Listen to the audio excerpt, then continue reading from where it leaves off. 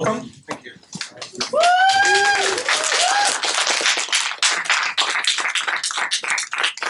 Can you hear me well? Yes. Does it work? Yes.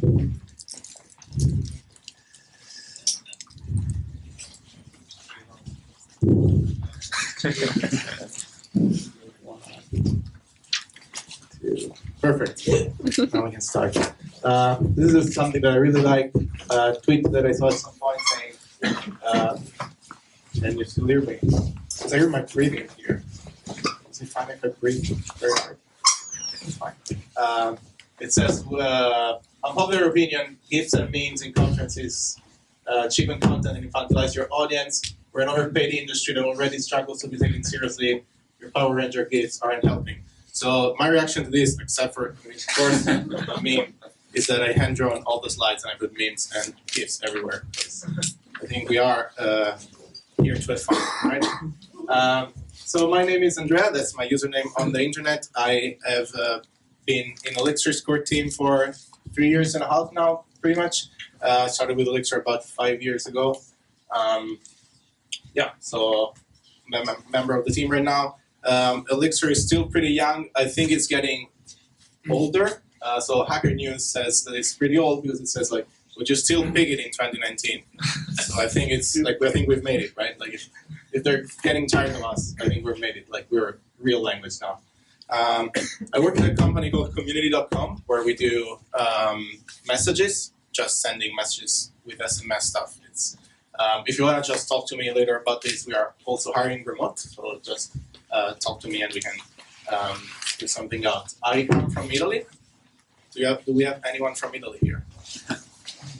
Do we have anyone that's ever been to Italy here? Yeah. Yes. Oh, nice. So you had Italian food, right? Yes. Okay. So my favorite thing about Italy is Italian people that are mad at other countries for doing Italian food wrong. That's the best thing ever. And there's a Twitter account called Italian Comments, with just screenshots of like Facebook and Twitter stuff where people just like Italian people are super mad at mostly Americans for screwing up food, right? So I can show you a bunch because they're really funny. First one, obviously there is no spinach chicken pasta recipe in Italy. In Italy, a recipe like this is a crime worse than murder. Anyway, another one, a world war won't be enough to forget this. Very passionate Italians. Very common recipe used in Italy to cause what we call cono del potere, translation cone of the power. That is a huge and uncontrolled vomit explosion. It's very graphic, yes. We're just here to watch you burn 1 chicken parmesan, 4 cheese mozzarella, taco pasta alfredo at the time. This is very, very against Americans. It is an uncovered meal, isn't it, to vomit the last crap out? Yes, very graphic. This is very just like accepting. I really don't understand why you do this. It's very positive, so happy that there is an ocean between us guys. And then there's my favorite one, which is we're not offended. We're not just offended, we're actually vomiting. It's just like, we're actually like, it's not just being offended, we're vomiting. So this is Italy. It's just, people are very passionate about food. Okay, but let's talk about Erlang and Elixir a little bit. So we're going to talk about the architecture of Elixir applications. So when I say Elixir, it's just Elixir and Erlang. It's the same thing. We're going to talk about stuff that is really makes sense for both. And we're going to talk about how to architect Elixir applications inside a single node, but also across Erlang and Elixir nodes that coexist in the same distributed system. And we're going to start with the architecture on a single node. So on a single node, the smallest thing that really is there is processes, right? And processes are really the smallest thing that's alive in an Elixir system, and they are a unit of isolation and concurrency. So the first tip, so this talk is going to be like a collection of a bunch of tips and patterns to look for and use when you're writing an Elixir application. The first thing is to just only create processes when you want to isolate something or you want to run something concurrently. Don't use processes to run something to separate code, for example, or to just have some logical boundary, right? So when I say this, what I mean is something, so take, for example, a case where you have a TCP acceptor, so that's something that just accepts TCP connections, and then you have a bunch of TCP connections. This is a good case where the TCP connections live in different processes because they represent things that happen concurrently. So different connections will be alive at the same time. Plus, you want them to be isolated, right? You want it so that if the TCP connection dies or crashes, it doesn't really touch anything else. It doesn't create problem in any other TCP connection, right? So this is a very good use case for processes. And not good, like a bad use case for processes is just separating logic. So for example, say you have a connection and you have this connection handler process, and this process has a session, right? Which is a local data structure where it stores just stuff. It's probably not a good idea to have the session be a process just because it's a different semantic thing. Just because it's a different data structure, it doesn't belong in another separate process. It belongs in the same process.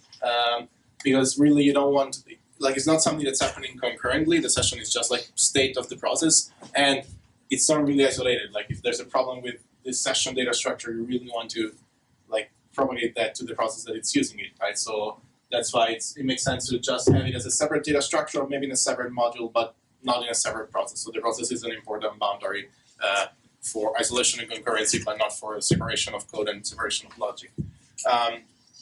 It's very important to know, though, that when you have a process, you have to take care of state. This is a quote that I really like that says, any of your processes will crash at any given moment and all of their state will be lost. So Ulysses Salk expanded on this a little bit earlier, but the idea is that when you have a process, its state really is just very volatile, right? If the process crashes, the state is lost. So you need to take care of that. There are like few ways. For example, you can flush the state to some persistent storage and then read it again when you start the process. So that's a pretty common thing to do with like caches implemented as gen servers or just processes. You want to make the state rebuildable. So that's again the same idea that when you start the process, you want to make it able so that the state is not just in the process, but it's actually somewhere else, so that you can rebuild it when you're starting the process again in case it crashes. And in general, just keep this in mind. Keep the fact that the state is very volatile in mind. So you can never store important information or business critical information in the state of a process, because the process can go down at any time. It can be shut down by its own supervisor. It can go down just at any time. One tip that I think is super important is to pay attention to the mailbox of Elixir processes. So we're still in a single node, in a single process. Every process has a mailbox where messages come in. If you don't handle all those messages, the mailbox will keep growing, and then you'll have a memory leak, right? So when you have some code like this, where you have a receive somewhere, and you're pattern matching on some specific things, if something else comes to your process that is not one of those things, then it's going to cause problems, right? Because you're not going to handle it, and it's going to sit in the mailbox, and it's just going to be there, and at some point it's going to grow, and it'll be a memory leak, right? So what you want to do is usually you want to have a catch-all clause at the end that just catches any message and maybe logs or crashes or whatever. And this is what, for example, the gen server, it forces you to do this, right? Because you have this handle info callback to handle messages, and you have to have unknown, you have to handle all the messages. If you don't write the last thing here, it will crash, right? It will just say, like, I have a message that I don't know what it is, but you have to handle that. So maybe you want to crash, but maybe you want to just handle it and warn or something. But the idea is that you want to handle all of them so that you don't have a memory leak. So processes are the smallest unit of, life in an Elixir system. What usually orchestrates processes are supervisors, right? So supervisors are a way to just restart processes in case there are crashes and propagate the crashes in the supervision tree and just manage a bunch of the processes that live in your system. The idea behind supervisors is pretty simple. It's just maybe try turning it off and on again. So like if something is wrong, it's very, very useful to just unplug and plug again. If this is what you do with your computer, your phone, when they kind of get stuck, just restart, and it usually works. It's the same idea. So if you start a process, if the process crashes, you restart it, there's a good chance that something like gets fixed, or that the state is not corrupted anymore, or whatever happens, but the process that's just started just works because it was started from a known state, right?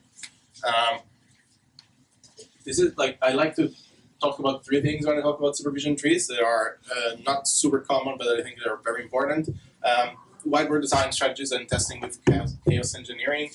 So whiteboard design is pretty short, but I mean, whenever you're writing an Elixir application, really think about the supervisors. I really try to, every time, just draw my supervision tree on paper or on a whiteboard or whatever, and I just want to like draw all the components of the system.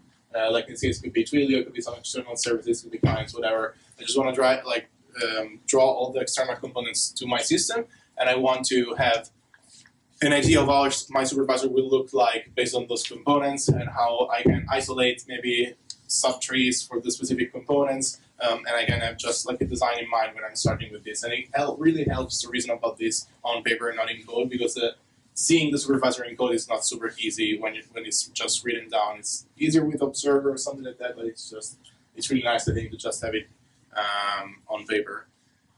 Strategies are something super important. So really know the strategies that you're using for supervisors. You have one for one, you have one for all, and rest for one. We're going to talk about those in a second, but the main advice that I can give for supervisors and using strategies correctly is to nest supervisors. So have supervisors that are under other supervisors so that your tree grows deep instead of growing wide. And the reason for that is that you can have more fine-grained control over how you do the restarting and how you isolate failures. So let's look at an example. Say we have a supervisor here. So the top one is supervisor. We have a cache and we have 3 workers, right? And the workers, let's assume that they need the cache in order to work. Like they need the cache, otherwise they can't work. So what strategy do we want to use in this? This is like a one-level supervisor, right? It's just flat. And what's the correct strategies for this supervisor? Let's try them out, right? We can start with one for one. So if we have one for one, if a worker dies, so one for one means that if a child dies, only the child is restarted.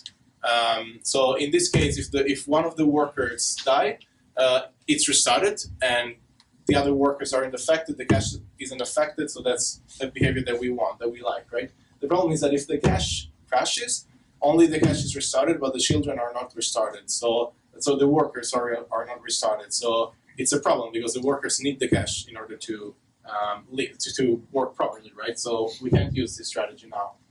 What about one for all? So one for all means that if a child dies, all of the children are restarted, right? This is good if the cache dies, because if the cache dies, then everything is shut down and everything is restarted from scratch, which is what we want. But if a worker dies, we shut down the whole supervision tree for no reason, right? Like maybe the worker dies for some other reason, we're shutting down the cache, we're shutting down all the other workers. It's a very aggressive strategy, right? So we have rest for one. Rest for one is means that if a child dies, only the children that were started after it are restarted. So in this case, for example, if the second worker dies, only the second and the third worker are restarted. The rest of the tree remains untouched. This is, again, it works for the cache because the cache is on like it was started before, it's on the left. So if the cache dies, then we restart the whole tree.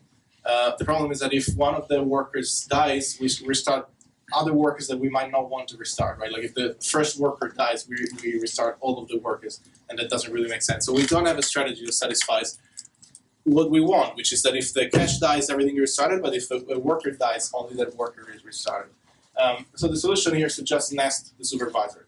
So if you have another supervisor that supervises just the workers here, you have the original supervisor, you have the cache, and then you have this worker supervisor. And now the strategies are much easier to come up with because the worker supervisor is one for one. So the worker supervisor takes care that if a worker dies, we just restart the worker. And the main supervisor is rest for one, meaning that if the cache dies, the whole supervision tree with worker is restarted. So when the cache dies, the whole worker supervisor shuts down, and it shuts down all of the children, and then the cache is restarted, and then all of the children are restarted. So this is the correct thing. And this is like a very important thing, just nest the supervisor so that you can have more control over how failures are handled and over how failures are isolated. This is like a good advice, I think, that every process in general should be supervised. And when I say supervised, it doesn't mean that necessarily restarted, but every process should live under supervisors anyways, because that guarantees you like proper shutdown when parts of the tree are going down because of crashes. It's easy to walk supervision trees in your terminal or in Observer. If you're a running system, it's easy to debug when you have every process supervised. And then it gives you proper restart semantics as well, because supervisors know how to shut down children and how to restart them if necessary.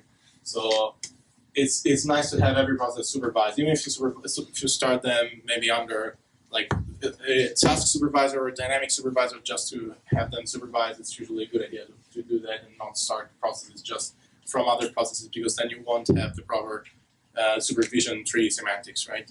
And a very practical advice that I can give is just name your supervisors, give them a name as much as you can, because when you're debugging your running system, the last thing that you want to do is just go and try to figure out the structure of your supervisor in your terminal and try to figure out what is what. And it's much easier if you have supervisors named, like you have the names. For example, the top level one is my app supervisor, then you have my app.database supervisor or something, and it just all of them are named. It's much easier to reason about, in my experience. And one thing that I want to talk about that is not very talked about, I think, is that is testing supervision trees. So how do you test supervision trees? The answer is that most of us don't, I think. We just trust that they work. The supervisors work, but it's really important to test that your application handles the supervision tree correctly, right? The supervision tree is built correctly. The simplest thing to do is, I think this is good advice, but just go into Observer and randomly kill processes. So if you have Observer, you have a picture of your supervision tree in your running application. Just go in and kill, right-click, kill process. You just kill the processes and make sure that the application doesn't go down or doesn't explode. That's a very nice thing to do, I think, and it gives you more confidence that your supervision trees are built correctly and your application is running. If you want to test supervisors more strictly or with more confidence, you can use techniques from automated chaos engineering. It's a monkey, because Chaos Monk is the most famous thing about chaos engineering that we have, I think, from Netflix. So you can do this automatically in code, but I think it's a little bit hard. If you want to, there's a thing called subs from Fred Hebert. This is a library that does kind of property-based testing on supervision trees. So it's a little bit complex, and it might be overkill for a bunch of applications, but if you have a complex supervision tree, you really want to make sure that it's built correctly and that the failures are handled correctly. This can help. It's basically programmatically goes in and shuts down random processes and checks that your application works, and it tries to, if it fails, it tries to build the minimal reproducing case so that if that brings your application down or that causes problems. So it's a very nice. It might be overkill for a bunch of things, but it's nice to have a tool like this. So we're done with supervisors. One thing that I'm very passionate about when you're building an Elixir application on one node, when you're looking at the single node, is connection handling. So a lot of applications now have connections that go to a database or a message queue or a key value store. So you have connections that go, persistent connections that go somewhere, right? A lot of this stuff is taken care of by libraries, but many times it happens that you have to write this stuff yourself, right? You have to write code that handles connections to external parts of the system, persistent connections. Of course, what you want to usually do, so for example, let's take Redis as an example. Or you want to, now there's Redis libraries, but imagine that there weren't any Redis libraries, so you needed to write a connection to, a persistent connection to Redis. So if you have your application, and then you usually want to have a process, right? A process that manages the connection to Redis, or that holds the socket and actually talks to Redis.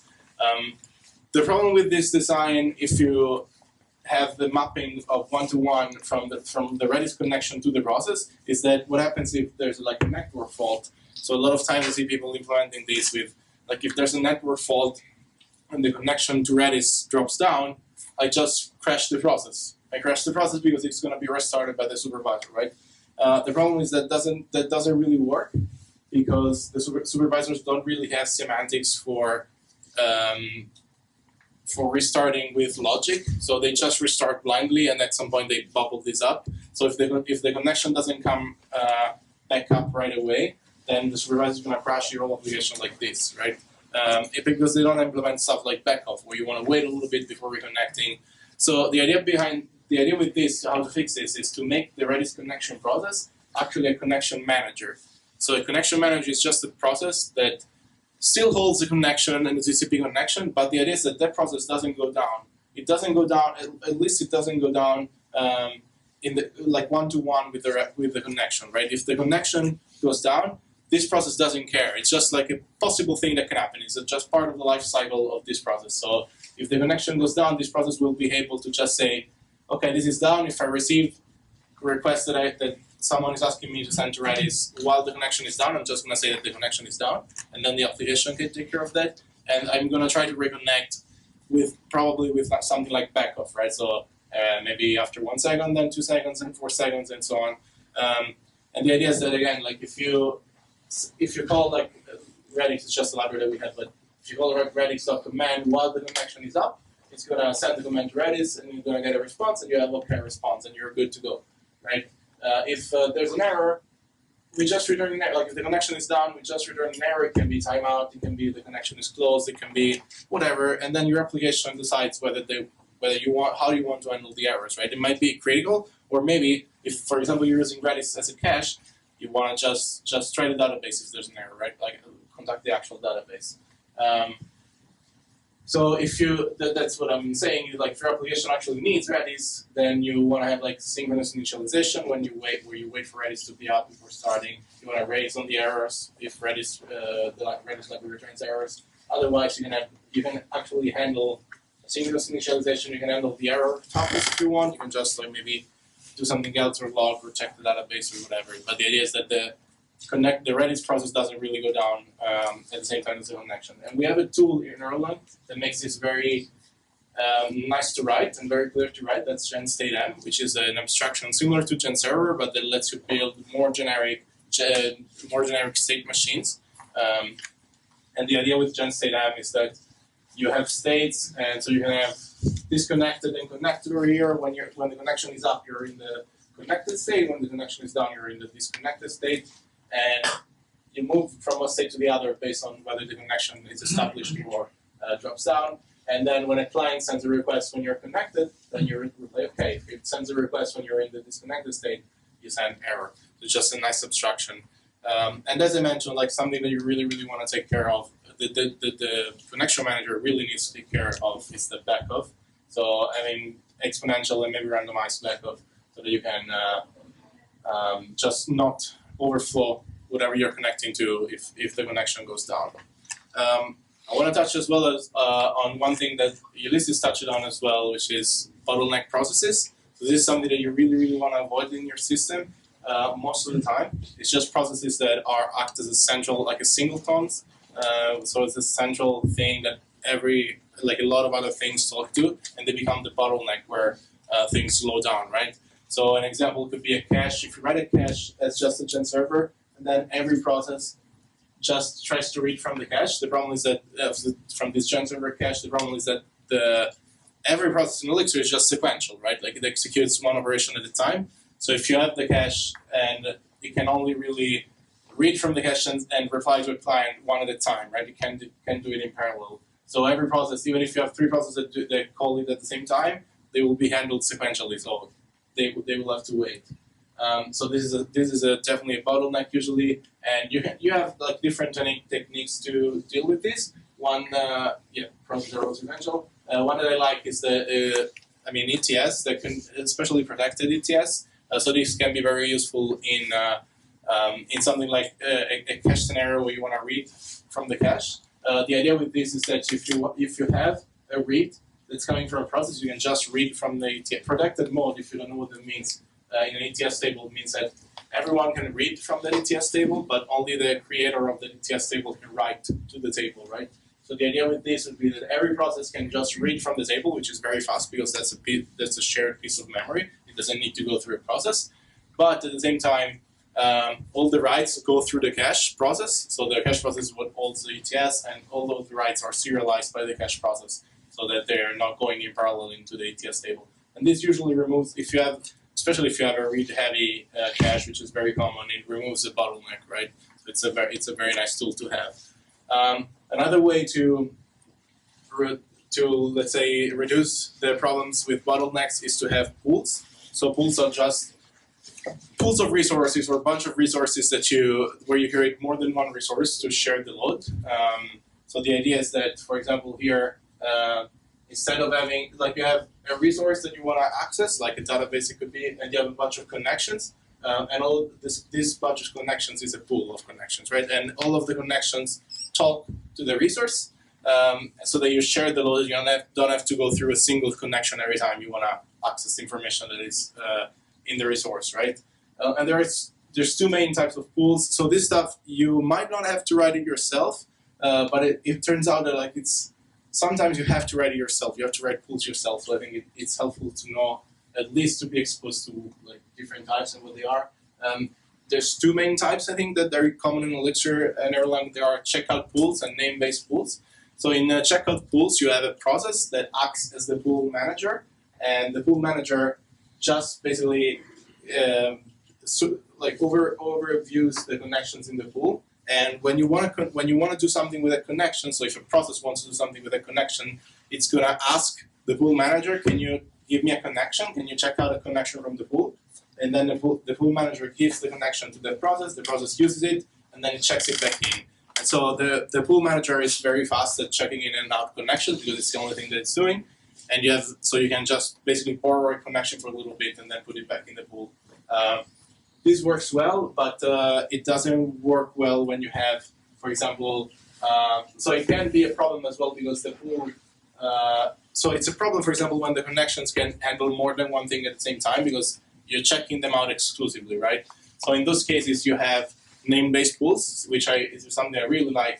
And the idea is that you have like the pool of connections is not overviewed by any manager; it's just sitting there. But they have specific names, so that when a client needs a connection, they can just choose a name that it needs, maybe a random, maybe with round robin.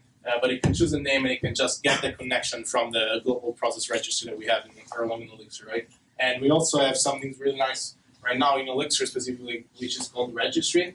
That lets you do the same thing where you register connections in a registry, and the registry is basically an ETS table, so the reads and writes are super fast, and you have the client just ask the registry, "Can you give me a random connection?" And you have nice semantics, like if a connection goes down, it's removed from the registry, so it's very, very nice, very nice semantics to actually be able to have a name-based pool without having to have the actually register connections with names. So we've talked about like all these connections and connection managers and what happens if the connection goes down, and I want to kind of move the discussion towards error handling. So error handling is something that we have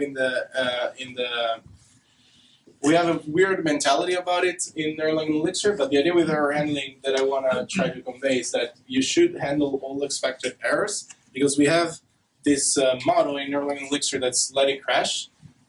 You keep using that word, and I don't think it means what do you think it means. That this is an image I really like, because it's "let it crash" is kind of the whatever you're doing in Erlang and Elixir, a lot of people just don't care because let it crash, right? Like just let the thing that you're doing crash and it's going to be fine.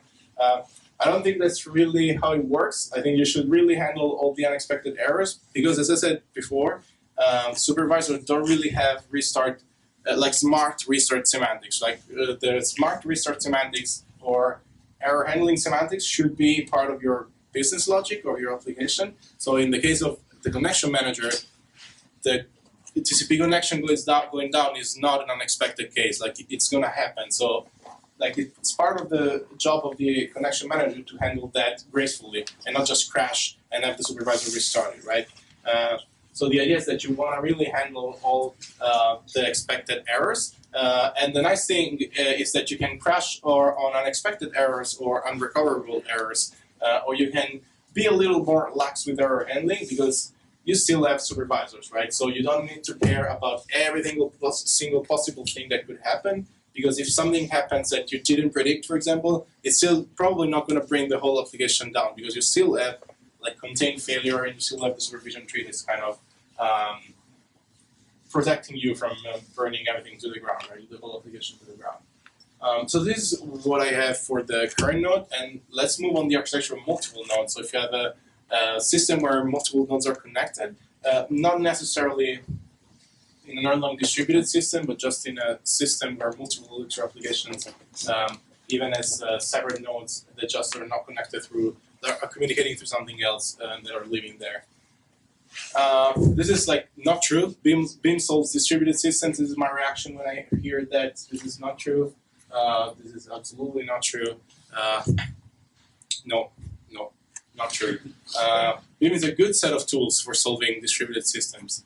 It gives you a good set of tools to make it easier to work with distributed systems, but it doesn't solve, like, you still have to have all the semantics of distributed systems in your system, in your application, right? So for example, if you have requests between nodes, whether they're done through Erlang or done with HTTP or RabbitMQ or whatever, if you have communication from node to node, you still have to have semantics that are shared like across distributed systems in general. So for example, if you're doing your request, you want to have timeouts usually. You want to be able to handle the other node not replying or going down.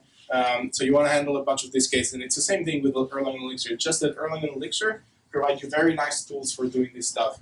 So if you have distributed Erlang like clusters, so you have a cluster where you have different Erlang nodes or Elixir nodes talking to each other, for example, these are very, very nice tools that let you do a lot of the stuff that I'm talking about just out of the box. So you have send, and that's just send messages between processes, and that works across nodes as well, right? So you can transparently send a message to a process that lives on another node.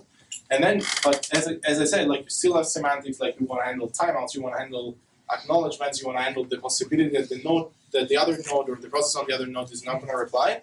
So what you have tools like process monitor and node monitor that really help you with that, right? Because now you can use these tools to detect failures on the other node, and you can use these tools to just make sure that you're not stuck forever waiting or not knowing if the message got received on the other end.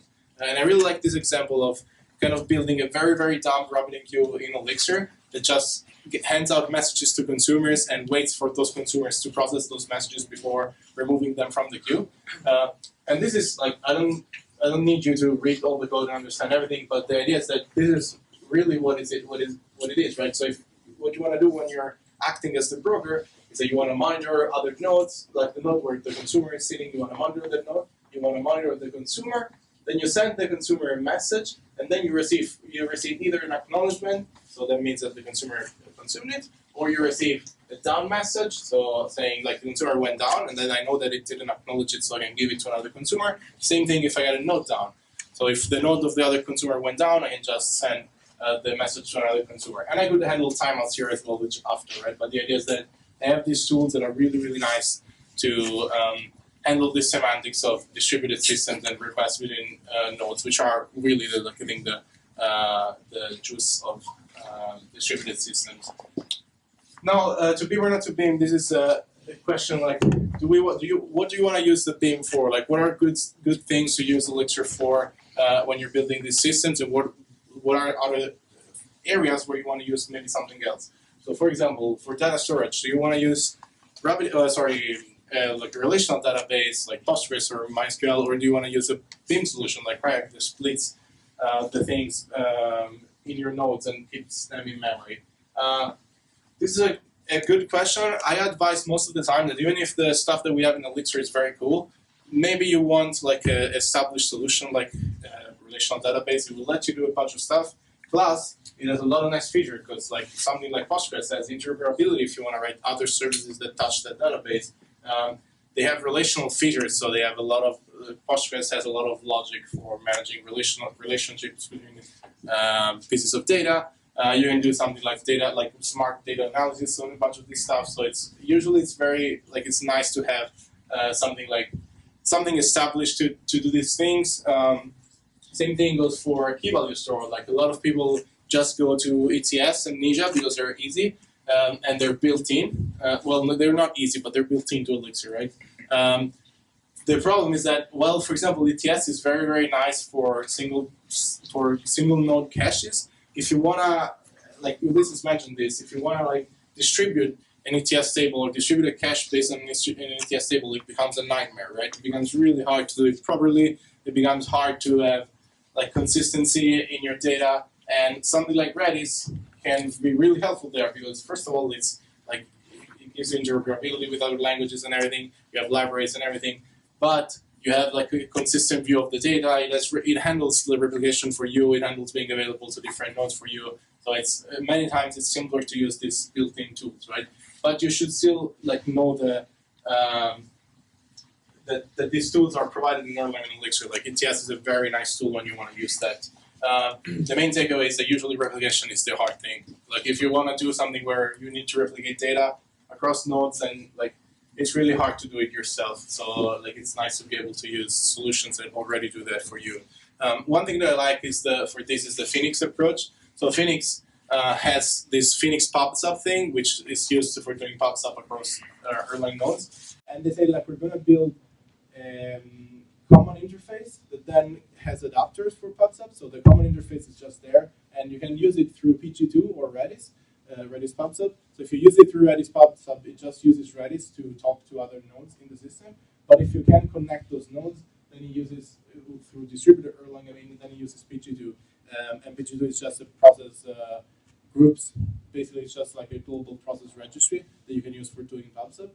And again, like this is very nice because it lets, for example, if you're on a Heroku, you can't do PG2, but you can easily do Redis pops up, and it's just like a line of configuration that you change. It's not really, the interface is the same. So I really like this approach where you kind of provide both Beam solutions and non-Beam solutions, and you try to make them abstracted so that you can just choose which one you want, but the interface stays the same. One thing that I like talking about for Erlang is hot code upgrades. So has everyone ever used hot code upgrades? Yeah, exactly. So no one really uses them because they're super, super hard. Something like Docker makes this very, very hard because you're usually rebuilding images and you're like uploading new images. So it's really hard to do hot code upgrades with like the stuff that we usually use. The problem is that do you even need hot code upgrades? Are they that important to have? So a lot of people say yes, because if I have something like a WebSocket connection, if I need to redeploy the app, I need to kill the connection and I need to restart it, right? And instead, without code upgrades, I can just reload the code and upgrade the code that I have that's handling the WebSocket connection without the WebSocket connection ever going down, right? That's fine. So you have something like this. You just push the new code, and then the new code starts talking with the WebSocket client, and everything works. Right? The problem is that anyways, connections suck. Like in general, connections are terrible, right? So like, what if the connection goes down, right? What if like people are on their phone and they're connected with a WebSocket and they put it in airplane mode and the connection goes down, right? You have to handle that, right? So why not handle that when you're like when you want to just shut down a node for deploying, for example, right? It's just good to be able to handle failures, and if your failure handling code is good, so if your failure handling semantics are good, then you really don't need hot code upgrades. You just shut down and then restart, and it should just work, right? So you need to be prepared for errors anyway. So I think personally that hot code upgrades have a very, very small number of use cases where they're really good, but in general, it's just better to have good error handling semantics that prevent you from needing hot code upgrades in the first place. And then the last thing that I want to talk about, this is something very dear to me because I really like this, but it's requests between nodes. And this can be interpreted as requests between nodes in an Elixir, in an Erlang distributed cluster. So it can be like requests between nodes through processes and monitoring and what we showed before, or requests through nodes in a distributed system in general with HTTP or with RabbitMQ, whatever. Like a lot of time you're just doing requests to other node, right? Where you want to make sure that you get something on another node. For example, you're gonna have a bunch of backend nodes, and then you have a front-end node that sends a request to a backend node. There's a million use cases for this. So there are three main kind of requests, and those are at most once, at least once, and exactly once requests. I think everyone should know this because this is super important, and it's super important because a lot of the time you're doing requests inside your Elixir system as well, right? When you have two processes, or when you have a gen server and you're doing a gen server call, that's a request to the gen server process, right? It has a little bit more guarantees than when you're doing a request between two different nodes, because you know that the message is going to arrive to, like, you absolutely know that the message is going to arrive to the gen server, right? But you don't know if the gen server is going to process it. You need acknowledgements. So it's kind of the same thing as it is in distributed systems. So that's why I think it's really important to know about this. But again, three kinds of requests, and most once, at least once, and exactly once. So most once is just something is doing a request to another thing, and it's kind of like throwing it into a black hole. Like if it goes well, if it arrives to the other side of the request, then it's fine. In a gen server, this will be a cast. where it's just a send between processes. So I'm just casting something to the gen server or sending a request to another node, and I don't care if it arrives because I want it to be processed at most once. So the other, you can't have duplicates. So this is really easy and really cheap because you just send a request and forget about it, right? It's a very shrug attitude. And this works for a lot of things. For example, it works very well for push notifications or SMS messages or things that you don't want to deliver twice. You don't want to deliver them once, tops, right? Because people notice if you deliver them an email twice, but they might not notice if you don't deliver the email in the first place, right? So this is good for those use cases, and it's very cheap to do. At least once is when you want to really make sure that something happened. So if this is semantics, when you have requests that you want to make sure that arrive to the other side, that arrive to the other peer of the request, to the receiver of the request. And the idea with that is that you send a request and then you wait for an acknowledgement. So you make sure that you get an acknowledgement that says, this request was processed. And if you don't get it, you retry the request. So this is really nice semantics.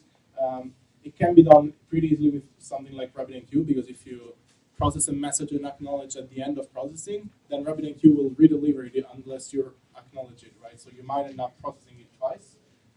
And so it's good to be able to handle this. And this is, when you want to make sure that something really happens. The key to this, I think, is idempotency. Idempotency meaning that you can do the same operation multiple times, and it has the same effect as doing it once. If you have a system where you have that semantics, you have those semantics where if you do something once and then you do it again, it doesn't change the result. So, for example, it could be a delete. Like a delete operation is naturally an idempotent operation, because if you delete it first, it gets deleted. If you delete it again, it doesn't really do anything. So it's if you have those semantics, then you can have messages or requests that are handled as many times as you want, because it doesn't really matter, right? Like as many times as you want, as long as they're handled once, then it's going to be the same. And this is very, very common to do in a lot of situations where you want to make sure that, for example, database writes or something, where you want to make them idempotent and you want to make sure that they happen, so you just try them until they happen, right? And then you have some cases where you want exactly one semantics. This means that the request needs to be handled exactly once, so only once. This is very expensive to do. It's very hard to do because you need to keep a lot of states, both on the sender and the receiver, in order to avoid double processing requests. And it's very expensive, so I would advise to avoid it as much as possible, but it's necessary in some cases where, for example, financial transactions, they have to be exactly once. They have to happen exactly once. They can happen more than once, or at most once. They just have to happen once. So in conclusion, again, I think it's super nice to know, because it really plays well with Elixir, especially and Erlang, because in a single node, when you're doing messages between processes, you're really doing requests, right? So you have the semantics of at least once and exactly once. You want to handle those things, right? Where you just send a message, and if you're waiting for a response, you want to make sure that the request gets processed. So it's the same semantics in a single node that you have in a distributed system. So it's very nice to know. In conclusion, I think this is user right tool for the job is a takeaway from this. So if it makes sense to use distributed Erlang, use that. If it makes sense to use a gen server, use that. But as Elisa said, it doesn't make sense in a lot of times. Don't be ashamed if you're using an Elixir system just on a single node.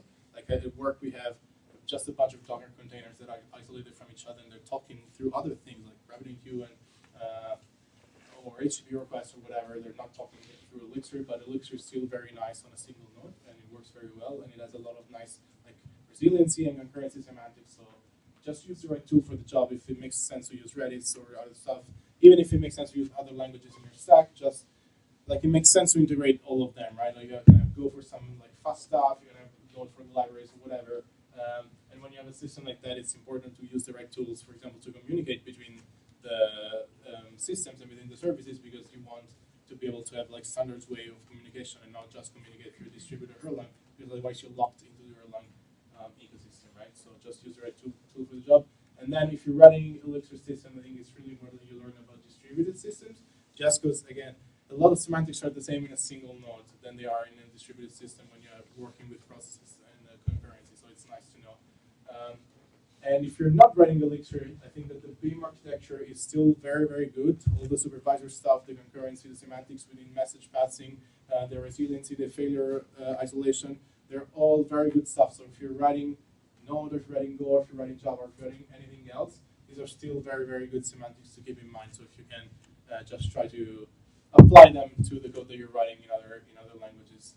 Some resources, Designing for Scalability with Erlang TP is a really nice book. It has a bunch of this stuff that I talked about. So if you want to read that, that's really nice. The blog of Fred Hebert, that's fred.ca. That's like a gold mine of super, super, super interesting stuff and interesting articles to read that I really, really highly recommend. And then distributed systems for fun and profit, just if you want to learn about distributed systems, just because it's fun. And it gives you profit, maybe. And that's all I have. Thank you.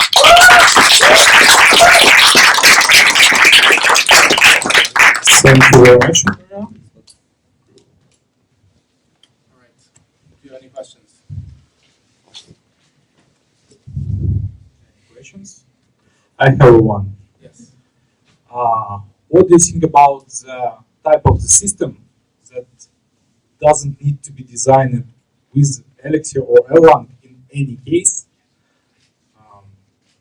So a system that doesn't need Erlang and Elixir At all. at all. For now, I would say, for example, something like machine learning.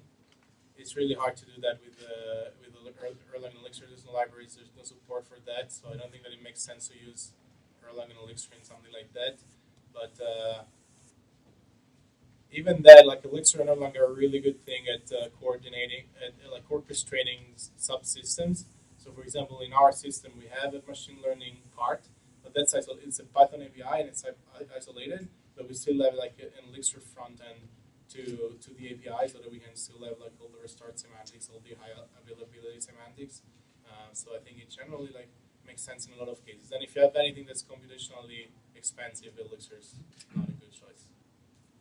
Does that answer your question? Yeah. Any other questions? Yes.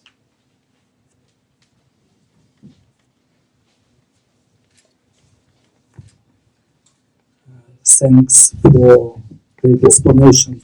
So, Alex, those materials will be available after conference because it's very important information. Yes, okay. Thank you. So, my question is, let's imagine a situation where we have, for example, 1,000 processes which do the same thing. For example, 1,000 connections. And we need one supervisor around this couple of processes. We need some monitor abilities around. And from business logic perspective, it's okay.